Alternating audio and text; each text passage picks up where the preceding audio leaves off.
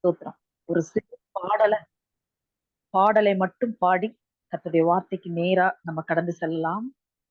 ஹல்லேலூயா, ஹல்லேலூயா. ஸ்தோத்திரம் அப்பா. பொல்லா உலக சிற்றின்பங்கள் இல்லாமொழியும் மாயை. பொல்லா உலக சிற்றின்பங்கள் இல்லாமொழியும் மாயை.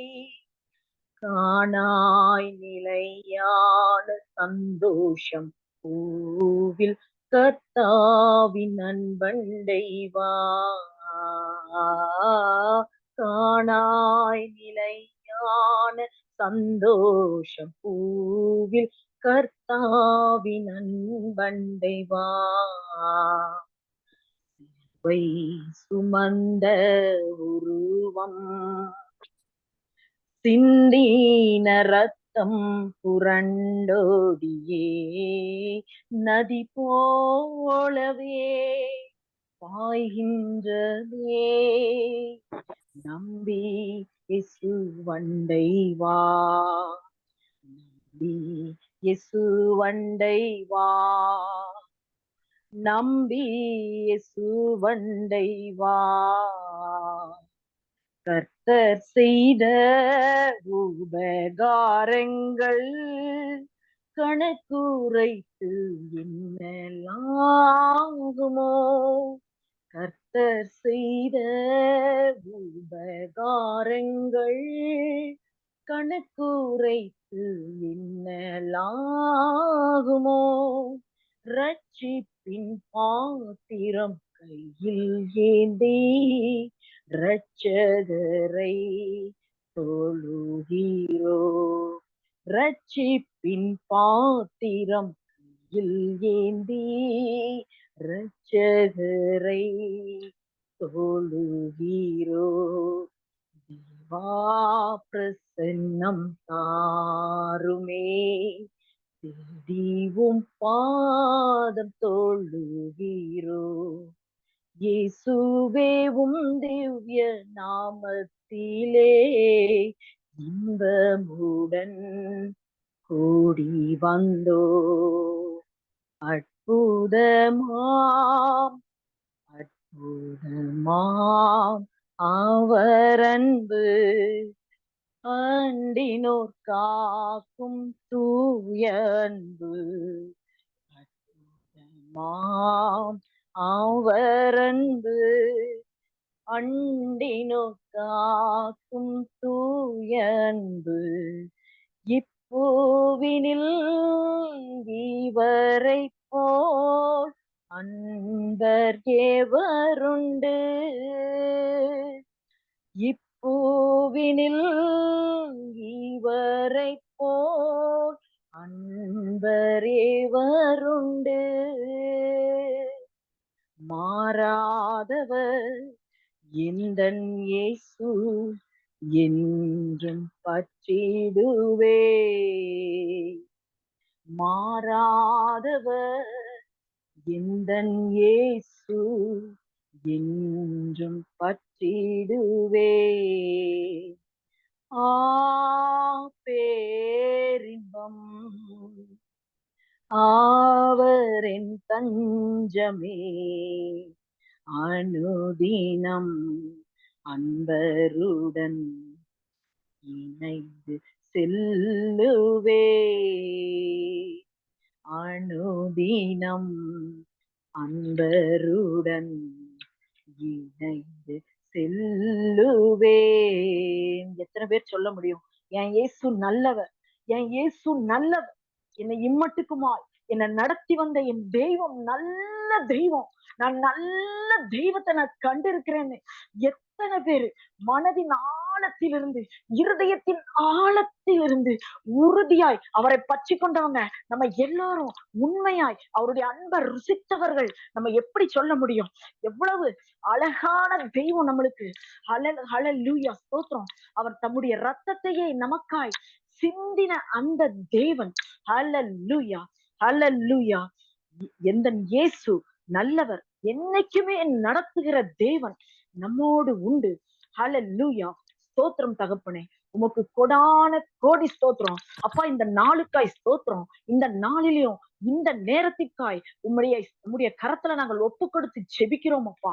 ஆவியானவர் சுவாமி, அடியேனை மறைத்து தகப்பனே. அப்பா, உம்முடைய தேவ பிள்ளைகள் ஆண்டவரப்பா, இந்த இடத்துல கர்த்தருடைய ஆவியானவர் அம்மா ஆண்டவர 18 பேர் மேலையும் ஒரு மனமாய் கூடியிருக்கிற எங்கள் மத்தியில அன்று அப்போஸ்தலர்கள் மேலே விழுந்த அந்த அபிஷேகம் இப்பொழுது எங்கள் ஒவ்வொருவர் மேலும் நிறைப்பிக்கும்படியாய், ஓ ஹல்லேலூயா, ஓ வெறுமையான பாத்திரமாய் தாழ்த்தி எங்களை ஆண்டவரேப்பா உம்முடைய கரத்துல ஒப்பு கொடுத்து செபிக்கிறோம் அப்பா. அப்பா, இந்த வார்த்தை நீர் தந்த வார்த்தை, அது ஜீவனுள்ள வார்த்தையப்பா, அது உயிர்ப்பிக்கிற வார்த்தையா. ஓ அப்பா, எங்களுடைய வாழ்க்கையில கிரியை செய்யட்டும் அப்பா.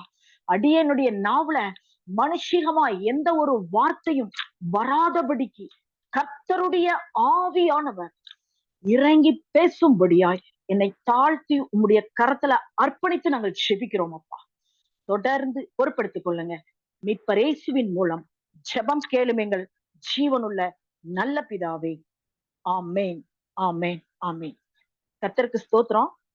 இந்த நாள்லயும் கர்த்தர் இந்த வேலையை கொடுத்த கிருபைக்காய் நான் நன்றி செலுத்துகிறேன் இயேசுப்பாவுக்கு.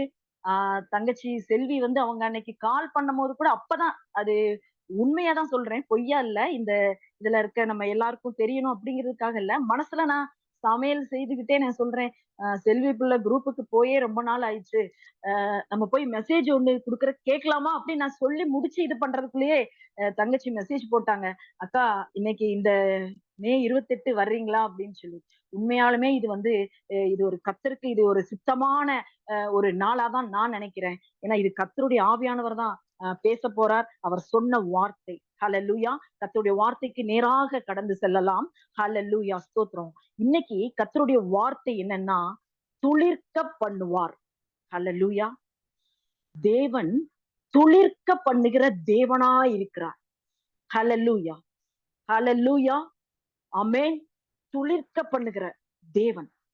யோபு 14:7 அதிகாரம் சொல்லுகிறது, ஒரு மரத்தை குறித்தாவது நம்பிக்கை உண்டு, அது வெட்டி போடப்பட்டாலும் திரும்ப தழைக்கும், அதன் இளங்கிளைகள் துளிர்க்கும். ஹல்லேலூயா.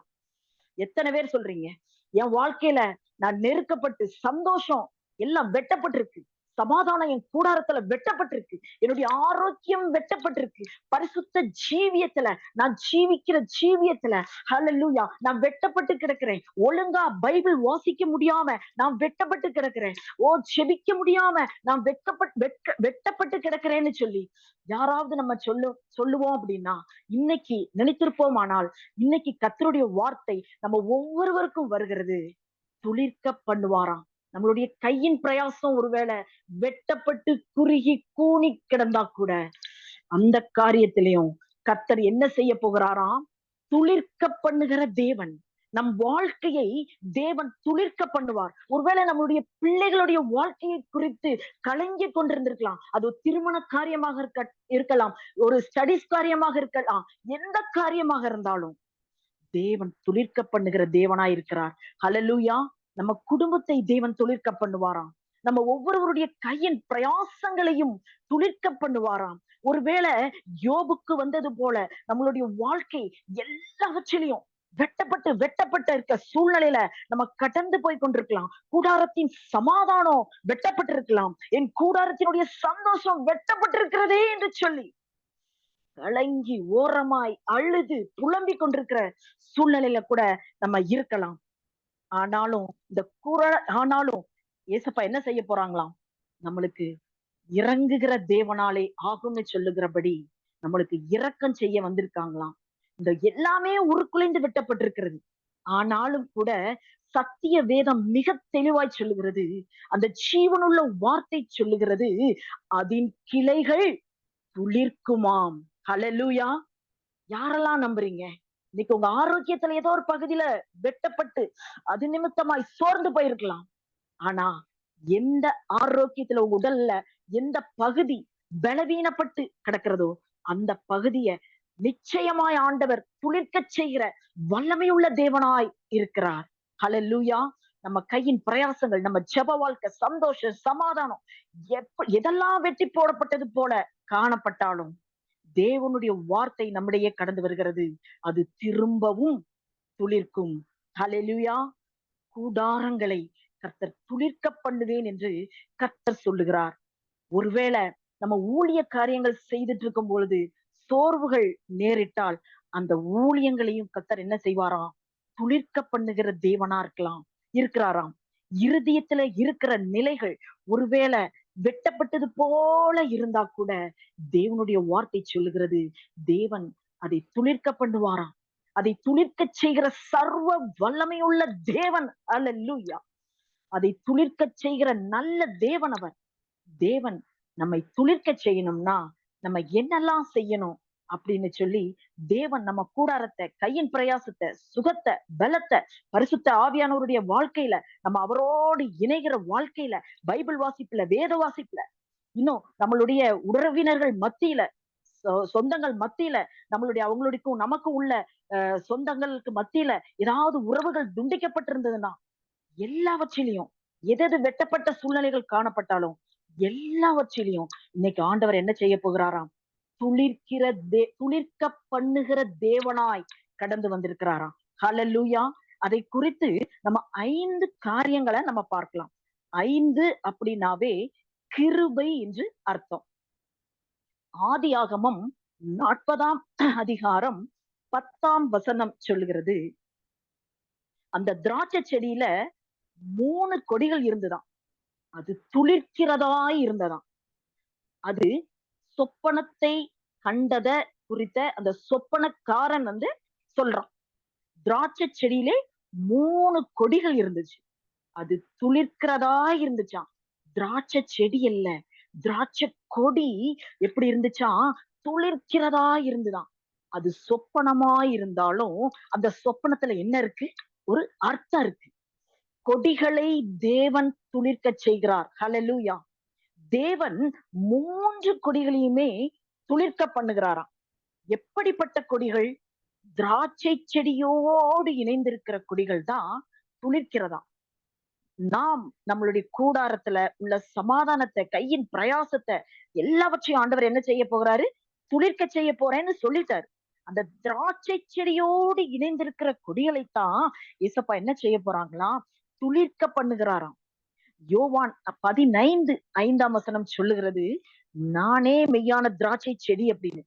அப்படின்னா ஆண்டவராகிய இயேசு கிறிஸ்துவோடு யாரெல்லாம் நம்மெல்லாம் கொடிகள் அவரோடு பின்னி பிணைந்து இணைந்து இருக்கிறோமோ, ஆண்டவராகிய அவரோடு அந்த திராட்சை செடியோடு யாரெல்லாம் இணைந்து இருக்கிறோமோ, இன்னும் நம்ம எல்லாருமே இணைந்துதான் இருக்கோம். ஆனாலும் இன்னும் அதிகமா தேவனோடு இணைந்திருக்கிற நம்மள கர்த்தர் என்ன செய்ய போகிறாராம்? துளிர்க்க பண்ணுவாராம். இருதயத்தில் யாரெல்லாம் ஆண்டவரோடு இணைந்திருக்கிறோமோ அவர்களைத்தான் தேவன் துளிர்க்க பண்ணுவாராம். ஒருவேளை நம்ம யாரு கூடயாவது போன்ல அதிகமா நேரம் பேசி நேரத்தை செலவிட்டுட்டு இருக்கலாம். ஆனாலும் நம்மளுடைய இருதயம் யார்கிட்ட பேசிக்கிட்டே இருக்குமா?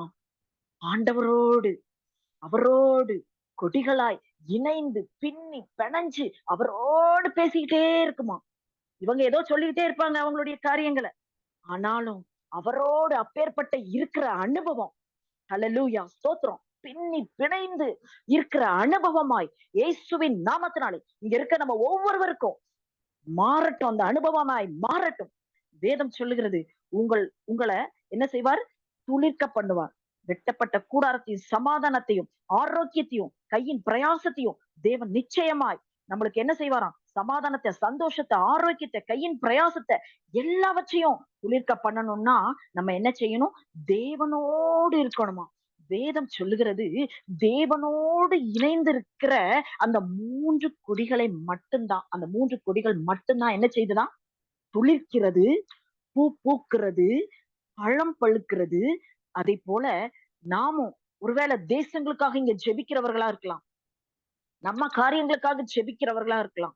நிச்சயமாய் எந்த அளவுக்கு ஆண்டவரோடு நம்ம பின்னி பிணைஞ்சு பாருங்க, அந்த கொடி எப்படி இருக்கும்? திராட்சை செடி அப்படி பின்னி பிணைஞ்சு அவரோடு எப்படி எந்த அளவுக்கு இயேசுவை நம்ம நேசிக்கிறோமோ, கர்த்தருக்கு நம்ம எந்த அளவுக்கு முதலிடம் கொடுக்கிறோமோ, அப்ப கர்த்தர் என்ன செய்யறாராம், நம்மை துளிர்க்க பண்ணுவாராம். ஹல்லேலூயா.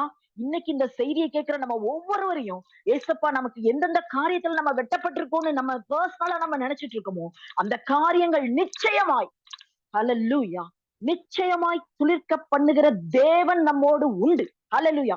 இதுவரைக்கும் காத்திருக்கலாம். ஐயோ, நான் 20 வருஷம் ஆயிடுச்சு, 21 வயசு ஆயிடுச்சு, என் லைஃபே போயிருச்சு, என்னுடைய வயசும் போயிட்டு, இனி நான் என்ன செய்ய முடியும்னு சொல்லி கூட நம்ம கேள்விக்குறியோடு கூட இருந்திருக்கலாம். ஆனாலும் துளிர்க்க செய்கிற தேவன் நம்ம இடத்துல இருக்கிறதுனால கலங்கவே வேண்டாம். எப்போது தேவன் நம்மை துளிர்க்க செய்கிறாரா, இயேசுவோடு இணைக்கப்பட்ட குடிகளாய் நம்ம இருக்கும்போது தேவன் நம்மை துளிர்க்க செய்கிறாராம். அடுத்துல நம்ம பார்த்தோம்னா, நம்ம ஒருவேளை நம்ம விரக்தியா இருப்போம். தற்கொலை எண்ணங்கள் எல்லாம் என்னென்னமோ நம்மளுக்கு அதெல்லாம் வெட்டப்பட்ட சூழ்நிலை தான். ஏதோ ஒரு கஷ்டங்கிறதுனால தானே எல்லாம் இருக்கு. எல்லாவற்றையும் ஆண்டவர் மாற்றி அது என்ன செய்ய போறாராம், ஆஹ் நம்ம நம்மள துளிர்க்க பண்ணுகிற தேவனாய் இருக்கிறாராம். திராட்சை செடிகளோடு இணைந்த கொடிகள் அது பூ பூத்தது போல இயேசுவோடு இணைந்த வாழ்க்கை, இயேசுவோடு பின்னி பிணைந்த வாழ்க்கை, கர்த்தர் நம்மை துளிர்க்க பண்ணுவார். ஹல்லேலூயா. நிச்சயமாய் துளிர்க்க பண்ணுவார். ஹல்லேலூயா. இரண்டாவதாக யாரை கர்த்தர் துளிர்க்க பண்ணுவார் அப்படின்னா, என்னாகமம் 17ஆம் அதிகாரம் 8ஆம் வசனம் சொல்லுகிறது, மறுநாள் மோசே சாட்சியின் கூடாரத்துக்குள் பிரவேசித்த போது, இதோ லேவியின் குடும்பத்தாருக்கு இருந்த ஆரோனின் கோல் துளிர்த்திருந்தது. அது துளிர்விட்டு பூ பூத்து வாதுமை பழங்களை கொடுத்தது. பாருங்க, அதுக்கு முன்னாடி என்ன சொல்றாருன்னா, 12 கோத்திரத்துல இருந்து 12 கோல்களை கொண்டு ஆசாரிப்பு கூடாரத்துல வை அப்படிங்கிறாங்க. யார நான் தெரிந்து கொள்வேனோ அவனுடைய கோல் தான் என்ன செய்யும், துளிர்க்கும் அப்படின்னு சொல்லி கர்த்தர் சொல்லியிருந்தார். 12 கோத்திரத்துல இருந்து 12 பேராக 12 குச்சிகள், ஆனா 12 கோல்களை கொண்டு ஆசாரிப்பு கூடாரத்துல வைக்கிறாங்க. அப்படி வைக்கிற போது அடுத்த நாள் தேவ சமூகத்துல பார்க்கும் பொழுது, என்னாகமம் 17ஆம் அதிகாரம் 8ஆம் வசனத்துல, இஸ்ரவேலின் குடும்பத்தாருக்குள், நல்லா கவனிங்க, இது உங்க கைகள்ல ஒருவேளை பைபிள் வச்சிருந்தீங்கன்னா இந்த வார்த்தையை அண்டர்லைன் பண்ணிடுங்க. இஸ்ரவேலின் குடும்பத்தாருக்கு இருந்த ஆரோ இஸ்ரவேலின் குடும்பத்தாருக்கு இருந்த ஆரோனின் கோல் துளிர்த்தது. அது துளிர்விட்டு பூ பூத்து வாதுமை பழங்களை கொடுத்தது என்று வேதம் திட்டமும் தெளிவுமாய் நம்மளுக்கு சொல்கிறது. இரண்டாவது, மற்ற கோள்களை தேவன் என்ன செய்யல, துளிர்க்க பண்ணல. ஆரோனின் கோலை மட்டும்தான் என்ன செஞ்சாராம், துளிர்க்க பண்ணுகிறாராம். அந்த ஆரோனின் கோல் என்று வெறுமனே அது எழுதப்படாமல், இதோ, இப்ப கூட பைபிள் இருந்தா அண்டர்லைன் பண்ணிக்கோங்க, இதோ லேவியின் குடும்பத்தாருக்கு இருந்த ஆரோனின் கோல். வேதத்தில் நம்ம கவனித்து பார்த்தோமானால், சில பேரை கர்த்தர் சொல்லும் போது அவங்க அப்பா பேரை சேர்த்து சொல்லுவாங்க. சிலருடைய பேரை அப்பா அப்பா அப்பா பேரோட இருக்கும், ஊர் பேரோட இருக்கும். சிலர் பாத்தீங்கன்னா அவங்க செய்த ஊர்கள் எல்லாம், சிலருக்கு பேரை சொல்லும் போது ஒரு சம்பவத்தோட இணைத்து எழுதியிருப்பார். ஒவ்வொன்றுக்கும் ஒரு ஒரு அர்த்தம் இருக்கு. அந்த வெறுமனே ஆரோனின் கோல் துளித்தது என்று சொல்லாம, லேவியின் குடும்பத்தாருக்கு இருந்த ஆரோனின் கோல் துளித்திருந்தது. அது பூ பூத்து வாதுமை பழங்களை தந்ததாம். வெறுமனே ஆரோனின் கோல் துளிர்க்கல, அது லேவியின் குடும்பத்தாருக்கு இருந்த ஆரோனின் கோலை கர்த்தர் துளிர்க்க செய்கிறார். ஹல்லேலூயா. லேவி என்ற வார்த்தைக்கு ஒரு அர்த்தம் இருக்கு. லேவி என்று சொன்னால் இணைக்கிறவன் என்று அர்த்தமாம், பிணைக்கிறவன் என்று அர்த்தமாம். ஆதியாகமம் 29ஆம் அதிகாரம் 34ஆம் வசனம் இவ்விதமாய் சொல்லுகிறது, யாக்கோபின் மனைவி ஆகிய லேயாள் பெற்றெடுக்கிறார். அவ பெற்றெடுக்கிற போது அவள் சொல்லுகிற வார்த்தைகளை நம்ம கவனிச்சோம்னா, 3 குழந்தைகளை பெற்றபடியால், பாருங்க, 3 குழந்தைகளை பெற்றபடியால் இனி என்னை அவர் சேர்த்து கொள்வார் என்று சொல்லி அவனுக்கு லேவி என்று பெயரிட்டாள். லேவி என்று சொன்னால் சேர்ந்திருக்கிறவன், இணைந்திருக்கிறவன், இணைப்பவன். லேவினா ஐக்கியம் அப்படின்னு சொல்லி அர்த்தம்.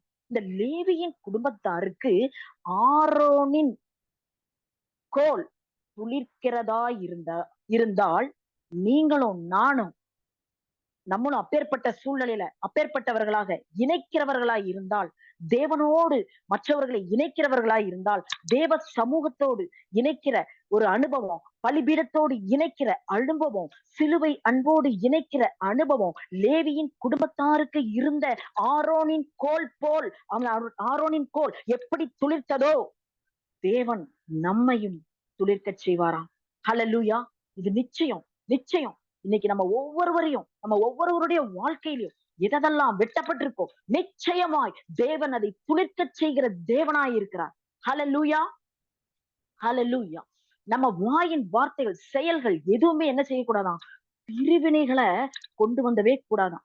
அநேகரை கர்த்தரோடு இணைக்கிற அனுபவமாக இருக்கணும்.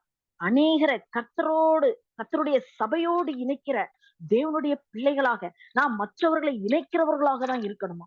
பிணைக்கிற அனுபவம், இணைக்கிற அனுபவம், ஐக்கியம் நம்ம வாழ்க்கையில உண்டாகணும். அநேகரை கர்த்தருடைய சமூகத்தோடு இணைக்கிற, அநேகருடைய தேவனுடைய வார்த்தையோ, அநேகரை தேவனுடைய அன்புக்குள்ளாய் இணைக்கிற லேவியின் குடும்பத்தாருக்குள் இருக்கிற ஆரோனின் கோல் துளிர்க்குமானால், அது ஒருவேளை நம்ம வாழ்க்கையில காய்ந்து போனது போல கூட இருந்தா கூட, நம்ம வாழ்க்கையில் உள்ள கூடாரங்கள்ல அந்த கையின் பிரயாசங்கள், காய்ந்து போன உலர்ந்து போன சூழல்கள் இருந்தாலும், நம்மளுடைய ஆரோக்கியம் கெட்டு போய், ஹல்லேலூயா, வெறுமனை காய்ந்து போய் நம்ம உடற்பாகங்கள் காணப்பட்டாலும் கூட, தேவ சமூகத்துல வரும் பொழுது உலர்ந்து போன கோலை தேவன் ஹல்லேலூயா துளிர்க்க செய்வார். குடும்பங்கள்ல பிரிவினைகளை கொண்டு வந்து நம்மளால ஒரு நாளும் பிரிவினைங்கிறதை வந்துடக்கூடாது.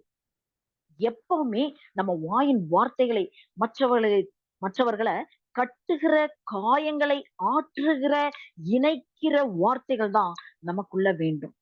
வேதம் சொல்லுது, லேவியின் குடும்பத்தாருக்கு இருந்த ஆரோனின் கோல் துளிர்த்தது.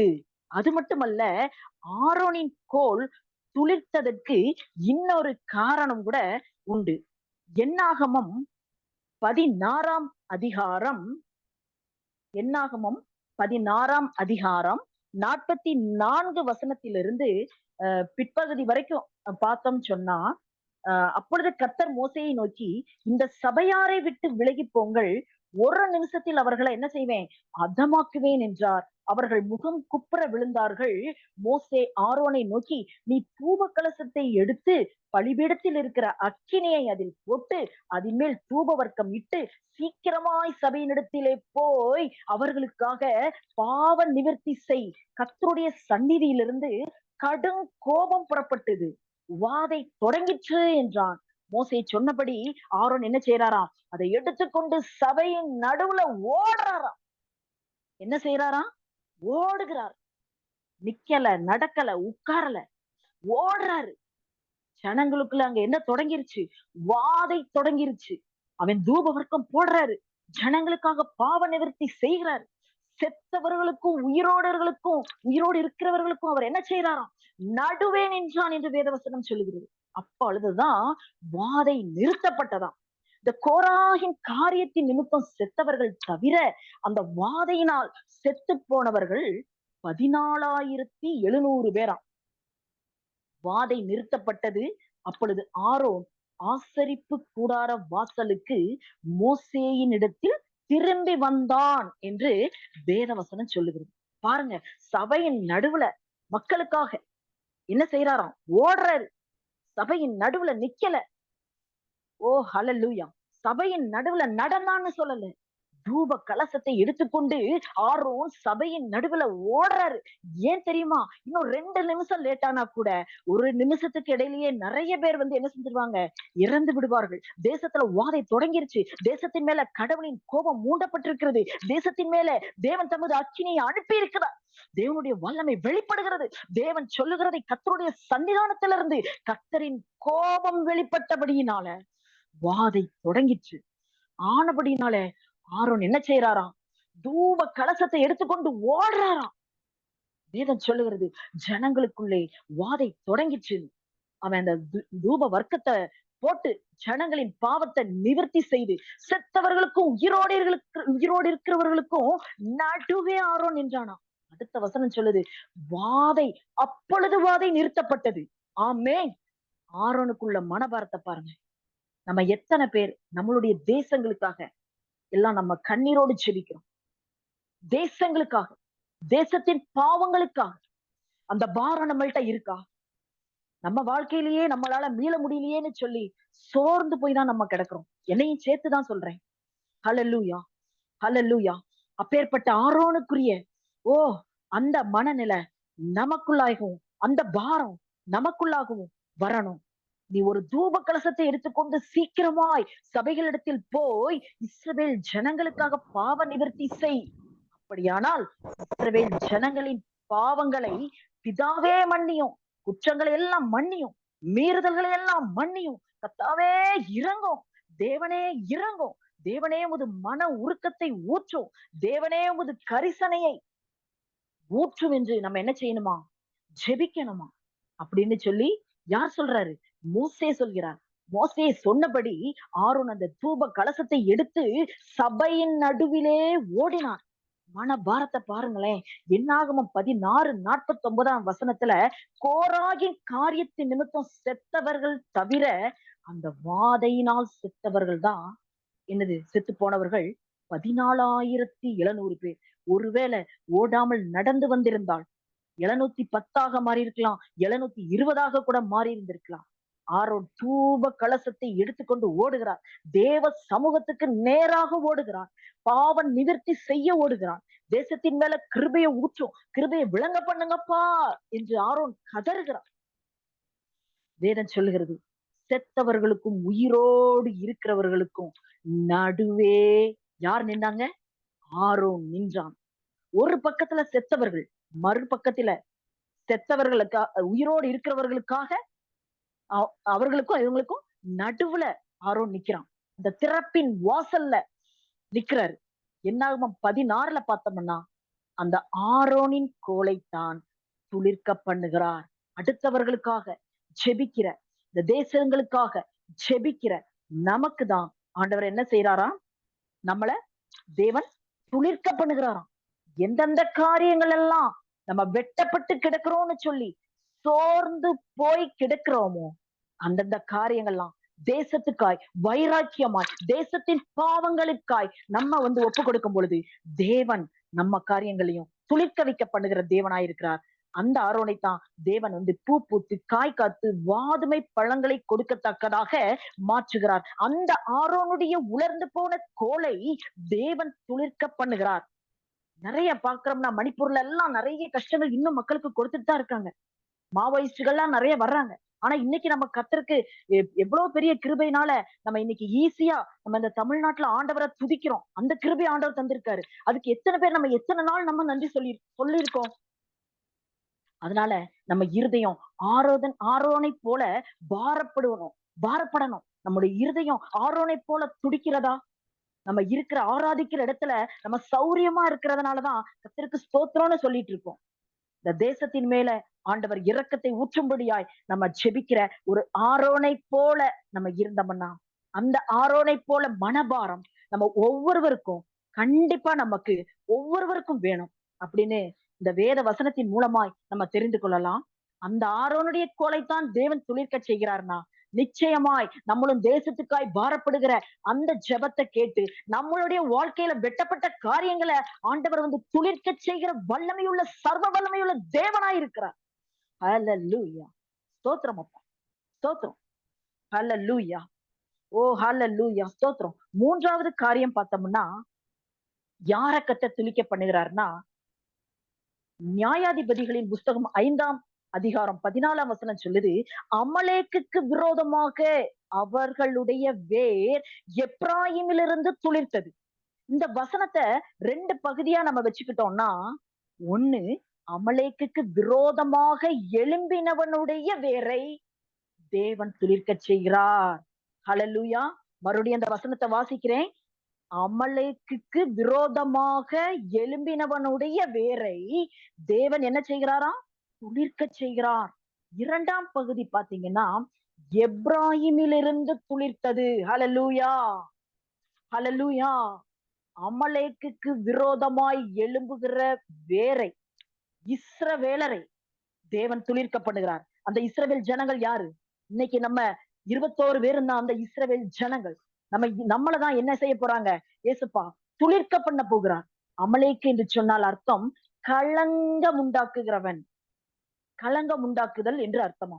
என்னாகும் யாத்ராகமத்துல நம்ம வாசித்தோம்னா 17ஆம் அதிகாரத்துல வாசிக்கிற போது இஸ்ரவேல் ஜனங்கள்லாம் ரெவித்தீம்ங்கிற இடத்துல வந்த போது அமலேக்கியர் அவர்களோடு வந்து யுத்தம் பண்ணுகிறார்கள். யாத்ராகமம் 17:8 வாசித்தோம்னா அமலேக்கியர் வந்து ரெவித்தீமிலே இஸ்ரவேல் ஜனங்களோடு யுத்தம் பண்ணுகிறார்கள். அங்கு அமலேக்கியர் என்று சொல்லப்பட்டிருக்கிறது. இங்கு நியாயாதிபதிகள் 5:14 அமலேக்கு என்றால் சண்டையை பிறப்பிக்குதல். எங்க உண்டாகுதுன்னா ரெவிதீமிலே உண்டாக்குகிறார்கள். ரெவிதீம்னா சமாதானம் நிறைந்த இடம். அந்த சமாதானமான இருக்கிற இடத்துல களங்கத்தை உண்டாக்குகிறாங்க. நியாயாதிபதிகள் 5:14 இஸ்ரவேல் ஜனங்கள் யாரோடு கூட யுத்தத்துக்கு போறாங்களாம்? அமலேக்கியருக்கு விரோதமாக. நம்முடைய வாழ்க்கையில குடும்பத்துல ஒருபோதும் என்ன வந்து விடக்கூடாது? கலகம் வந்துவிடக்கூடாது. நாமும் என்ன செய்து விடக்கூடாது? கலகத்தை உண்டாக்கி விடவே கூடாது. சிலர் வீட்டுக்குள்ள வந்தாலே பிரச்சனையை உண்டு பண்ணிட்டு போயிருவாங்க. அவன் வீட்டுல அவ்வளவு பெரிய டிவி வாங்கியிருக்கான், இவ்வளவு லேண்ட் வாங்கியிருக்கான், உன் வீட்டுக்காரர் உழைக்காம இருக்கிறாரே, அப்படியா இப்படியான்னு சொல்லி அங்க கொஞ்ச நஞ்சம் இருந்த சமாதானமும் என்ன செஞ்சிரும்? உள்ளதும் போயிரும். இப்படி சொல்லி எல்லாம் என்ன செஞ்சிருவாங்களாம்? சங்கடத்தை, கலகத்தை உண்டு பண்ணிடுவாங்களாம். இந்த கலகம் உண்டாக்குகிற அந்த அமலேக்கியனுடைய ஆவிய நம்ம எல்லாம் கடிஞ்சு ஜெபிச்சிடணும். அமலேக்கினுடைய ஆவிய ஒருபோதும் நம்ம என்ன செய்யக்கூடாது?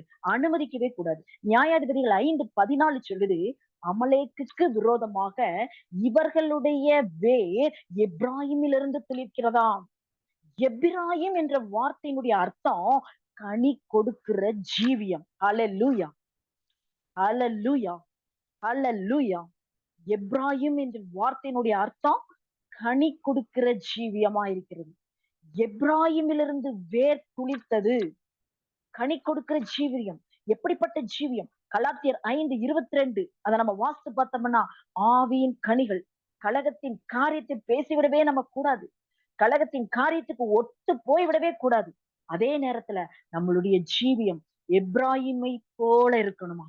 அப்படிப்பட்ட அப்படின்னா கனி கொடுக்கிற ஜீவியமாய் இருக்கணும். மகாத்மா காந்தியடிகள் வந்து ஒரு போராட்டத்தை நடத்துறாரு. அந்த போராட்டத்தை முடிவுல பார்த்தோம்னா, அந்த போராட்டத்தோட கடைசியில ஒரு வெள்ளைக்காரன் மகாத்மா காந்தியடிகளை பார்த்து, சிப்பாய் என்ன சொல்றான்? அந்த வெள்ளைக்கார சிப்பாய் தெரியுமா?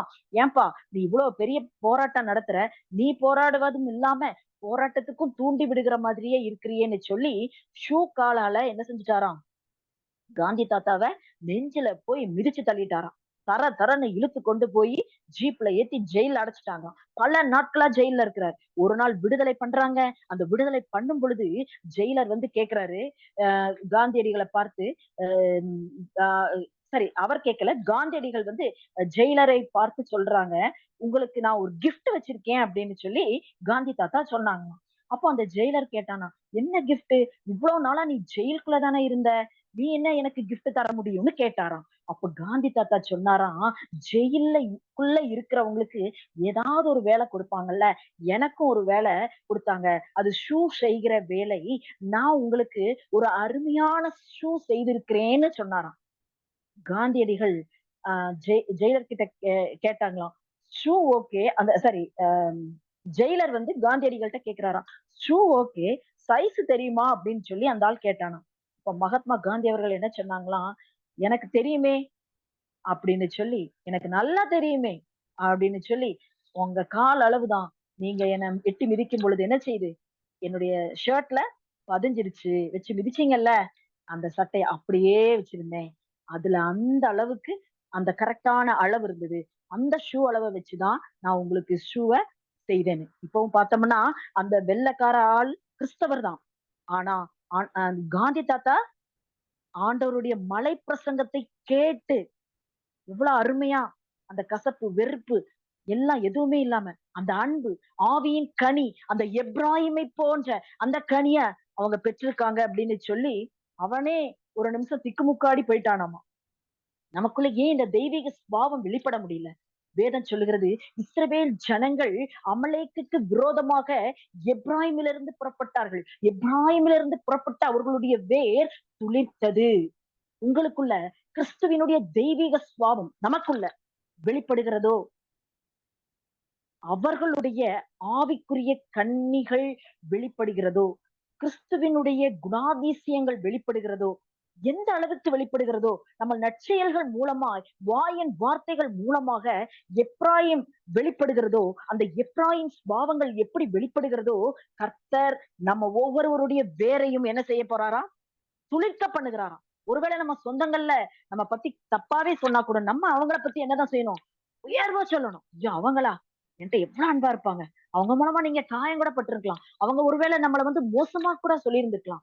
ஆனாலும் கர்த்தர் நம்ம என்ன செய்வாங்களாம்? நம்மளுடைய வேரை துளிர்க்க பண்ணுவாராம். அந்த ஆவியின் கனி, அந்த எப்ராயிமை போன்ற அங்க துளிர்க்கிற அந்த கனி நம்ம ஒவ்வொருவருக்குள்ளாயும் இயேசுவின் நாமத்தினாலே கிரியை செய்யட்டும். ஹல்லேலூயா! ஸ்தோத்திரம். ஹல்லேலூயா! இப்படிதான் நம்ம பார்த்தோம்னா, அதனாலதான் அதுக்கப்புறம் மகாத்மா காந்தியோட போட்டோ எல்லாம் என்ன செஞ்சாங்க? புகைப்படத்தை எல்லாம் ரூபாவுல அச்சிட்டு, அவரை எவ்வளவு ஒரு பெருமைப்படுத்தி அவரை வச்சிருந்தாங்க. இல்லையா? ஒருவேளை நம்ம கையின் பிரயாசங்கள் திருப்பி திருப்பி எனக்கு ஆண்டவர் நம்ம கையின் பிரயாசங்கள குறிச்சுதான் சொல்லிக்கிட்டே இருக்காங்க. கையின் பிரயாசம், நம்மளுடைய ஆரோக்கியம், ஆரோக்கியம் கெட்டதின் நிமித்தமாய் ஒருவேளை நம்ம பைசா எல்லாம் போயிட்டே இருக்கலாம். ஆனா எல்லாம் தேவன் என்ன செய்வாராம்? திருப்பி மன உளைச்சல் என்னென்னதான் இதுல இருந்தாலும் கணவன் மனைவி இடையே உள்ள பிரச்சனைகள் வெட்டப்பட்டு இருக்கும். சமாதானமே இல்லாம இருக்கும். அவர் வீட்டுக்கு என்னைக்கோ ஒரு நாள் வருவாரு, சாப்பிடுவாரு, அப்படி கூட போயிட்டு இருக்கலாம். ஆனா எல்லாவற்றையும் ஆண்டவர் என்ன செய்வாராம்? துளிர்க்க பண்ணுகிற தேவனாய் இருக்கிறார். இஸ்ரவேல் ஜனங்களை துளிர்க்க செய்த கர்த்தர் நம்மையும் நம்ம குடும்பங்களையும் துளிர்க்க செய்வதற்கு கர்த்தர் வல்லவராய் இருக்கிறார். ஹல்லேலூயா! அடுத்ததாக 4வது பாயிண்ட் வந்துட்டோம். யோபு 14:9 தண்ணீரின் வாசனையினால் அது துளிர்த்தது. அதுக்கு மேல உள்ள வசனத்தை முதல்லயே பார்த்தோம். வெட்டப்பட்ட மரம் தண்ணீரின் வாசனையினால் துளிர்த்தது. ஈரப்பதம், ஈர வாசனை கொஞ்சம் இருந்தா போதும். அது வெட்டப்பட்ட மரம் என்ன செய்யுமா? அப்படியே துளிர்த்துருமா. அவருடைய வார்த்தை துளிர்ப்பதற்கு என்ன தேவைன்னா தண்ணீர். அது தண்ணீரின் வாசனை. தண்ணீர்னா எதை காட்டுதுன்னா, உபாகமம் 32:2 வசனத்திலே தண்ணீர், நீர் அது எதை காட்டுகிறது என்றால், கர்த்தருடைய வார்த்தையை தான் என்ன செய்து காட்டுகிறது. மழை துளியானது புல்லின் மேல போடப்படுவது போல என்னுடைய உபதேசம் பொழியும் என்று கர்த்தர் சொல்கிறார். அந்த உபதேசம்னா கர்த்தருடைய வார்த்தை தான். அப்போ மழை துளி, தண்ணீரை தேவன் எதோடு ஒப்பிடுகிறார் பாருங்க, கர்த்தருடைய வசனத்தோடு. ஹல்லேலூயா! தண்ணீரின் வாசனையினாலே வெட்டப்பட்ட மரம் துளிர்க்கிறதுனா எந்த அளவுக்கு வசனத்தோடு நம்ம இணைந்திருக்கிறோமோ, வசனத்தினோட வாசனையினால நனைந்திருக்கிறோமோ, பட்ட மரம் துளிர்க்கிறது போல வேத வசனத்துல எந்த அளவுக்கு நம்ம நனைந்திருக்கிறவர்களா இருக்கிறோமோ, வேத வசனத்துல நம்ம வாழ்க்கை எந்த அளவிற்கு கட்டப்பட்டு நம்ம இருக்கிறோமோ, வேத வசனம் நம்ம சிந்தனை மண்டலத்தை நிரப்பி இருக்கிறதோ, வேத வசனம் எந்த அளவுக்கு இருதயத்தை நிரப்பி இருக்கிறதோ, வேத வசனம் எந்த அளவுக்கு நாவுகளில் இருந்து புறப்படுகிறதோ, எந்த அளவுக்கு வேத வசனத்தை இரவும் பகலும் நம்ம தியானிக்கிறோமோ, வேத வசனத்தோடு இணைக்கப்பட்டவர்களாய் இருக்கிறோமோ, வேத வசனத்தினால் இணைந்திருக்கிற தண்ணீரின் வாசனையினால் நனைக்கப்பட்டிருக்கிற அந்த வெட்டப்பட்ட மரம் துளிர்த்தது போல தேவனுடைய வார்த்தை தண்ணீராய் இருக்கிறது. ஹல்லேலூயா! அந்த வார்த்தை தண்ணீரில் நனைக்கப்பட்ட ஜீவியம், துளிர்க்க பண்ணும் ஜீவியம். அதுதான் நாம் தேவ வசனத்தை என்ன செய்யணுமா? வாசிக்கணுமா? எந்த அளவுக்கு தேவ வசனத்தை நம்ம வாசிக்கிறோமோ, அந்த அளவுக்கு அவரோடு இணைந்து எத்தனையோ குடும்பத்துல பிரச்சனைகள் இருந்தாலும், அந்த வசனம் தான் நம்மள என்ன செய்யுமா? நம்மள இம்மட்டுக்குமாய் நம்மள நடத்திட்டு வருது. அவரோடு பின்னி பிணைஞ்சு இருக்கிற அந்த அனுபவம். இந்த மிஷினரிகள்லாம் என்ன செய்வாங்களா, அவங்கள ஜெயில்கள்ல அடைக்கும் பொழுது அங்க உள்ள ஜெயிலர் கேட்பாராம், ஜட்ஜு கேட்பாராம், என்னப்பா உள்ள கொண்டு போற அப்படின்னா, தண்ணி பாட்டில் வேணுமா, பெட்ஷீட் வேணுமா, அதை வேணுமா, இது வேணுமான்னு கேட்கும்போது மிஷினரிமார்கள் சொல்ற ஒரே வார்த்தை, வேத புஸ்தகத்தை மட்டும் வாசிக்கிறதுக்கு எங்களுக்கு அனுமதி கொடுங்க. மிஷினரிகள் கேட்டதெல்லாம் எதுதான்? வேத வசனம். இந்த வடகொரியாவுல 75 பேரை வந்து என்ன செஞ்சிருக்காங்க? சிரச்சேதம் செய்திருக்காங்க. அவங்க கேட்டது என்னது? வெறும் நம்ம வெறும் கூட நம்ம சொன்னதே தப்புதான் நான் அந்த வார்த்தை. வேத புத்தகத்தை வாசிப்பதற்காக ஜெயிலுக்குள்ள வாசிப்பதற்கு அனுமதி கொடுங்கன்னு தான் கேக்குறாங்க. ஆனா வடகொரிய அரசாங்கம் அதுக்கு என்ன செய்யல? அனுமதி தரல. மிஷினரிகள் ஜெயிலுக்கு போறப்பெல்லாம் அழல. தங்கள் மனைவி பிள்ளைகளை விட்டு போறதுனால அழல. பைபிளை கொண்டு போறதுக்கு அந்த அரசாங்கம் விடலையேன்னு சொல்லி கண்ணீர் விட்டு அழுதாங்க. இந்த தேசத்துல வேதத்தை வாசிக்க கத்தர் அந்த தடை நம்ம தேசத்துல வேதத்தை ஈஸியா வாசிக்கிறோம். எந்த தடையுமே நம்மளுக்கு ஆண்டவர் தரல. இதுக்காக நம்ம ஒவ்வொருவரும் என்ன செய்யணும்? நம்ம நன்றி சொல்லணும். அதனால நம்மள பலப்படுத்தி நம்ம உலர்ந்து வறண்டு காய்ந்து போன நம்மளுடைய வாழ்க்கையை தேவன் என்ன செய்கிறாரு? துளிர்க்க செய்கிறார். ஏசாயா 5:20 நான் சீக்கிரம் முடிச்சிடுறேன். ஏசாயா 5:24 இதே நிமித்தம் அக்கினி ஜுவாலை வைக்கோலை பட்சிப்பது போலவும் செத்தையானது நெருப்புக்கு இரையாகி எரிந்து போவது போலவும் அவர்கள் வேர் வாடி அவர்கள் துளிர் தூசியை போல பறந்து போகுமா. யாருடைய வேர் பட்டு போகும்னு கர்த்தர் சொல்றாருன்னா, சேனைகளின் கர்த்தருடைய வேதத்தை வெறுக்கிற இஸ்ரவேலில் உள்ள பரிசுத்தர் வசனத்தை அசட்டை பண்ணுகிறார்களே. மேலே வாசிப்போம் பார்த்தோம்னா, இது நிமித்தம் வேதத்தை வெறுத்து வேத வசனத்தை அசட்டை பண்ணினது நிமித்தம் அக்கினி ஜுவாலை வைக்கோலை பட்சிப்பது போலவும் செத்தையானது நெருப்புக்கு இரையாகி எரித்தது போலவும் அவர்கள் வேர் வாடி அவர்கள் துளிர் பூசியை போல பறந்து போகுமா. அப்படின்னா அவர்களுடைய வேர் துளிர்க்காமல் வாடி போகுமா. வேத வசனத்தை யார் யார் அசட்டை பண்றாங்களோ, வெறுக்கிறார்களோ, கர்த்தருடைய வார்த்தையை யார் அசட்டை பண்ணார்களோ அவர்களுக்கு வேதம் சொல்லுகிறது, அவங்க எல்லாம் என்ன செய்யறாரு?